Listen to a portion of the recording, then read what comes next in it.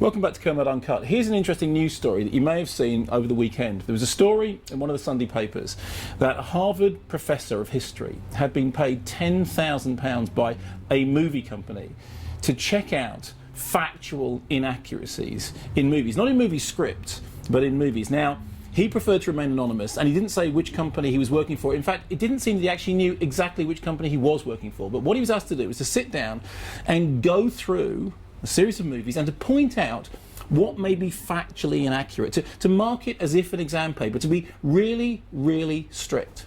Why? Well, because at the moment, factual inaccuracy has become a really big thing in Hollywood. There's a bunch of movies around at the moment that people are starting to worry away at the facts. As you probably know, Captain Phillips is in cinemas at the moment, filmed by Paul Greengrass. I absolutely love it, based on a real-life case.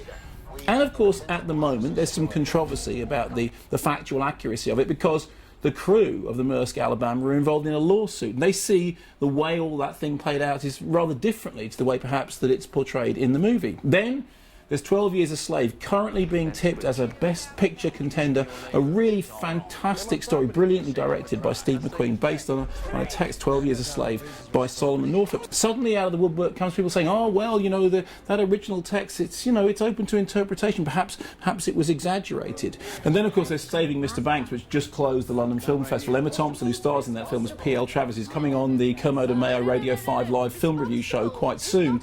But I don't think I'm giving anything away to say I really, really like the film. It's about P.L. Travers and a relationship with Walt Disney and the battles they had to agree to make the film of Mary Poppins, which is one of my favourite films.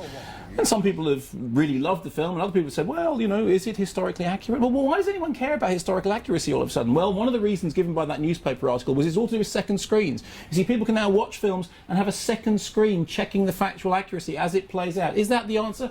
Of course it's not. The answer is all the films that we've just talked about are big awards contenders. Because when it comes to awards season, and it looks like this year's awards season, there are going to be loads and loads of fact-based historical movies fighting for the big titles. You know, the easiest thing to do to start throwing mud around about movies is to question their historical accuracy. So, over the next days and weeks and months, when you start reading articles in the press saying, oh, this movie's great, it's really good fun, but is it factually accurate? Don't think history, think Oscars, and ask yourself this question. Are you bothered?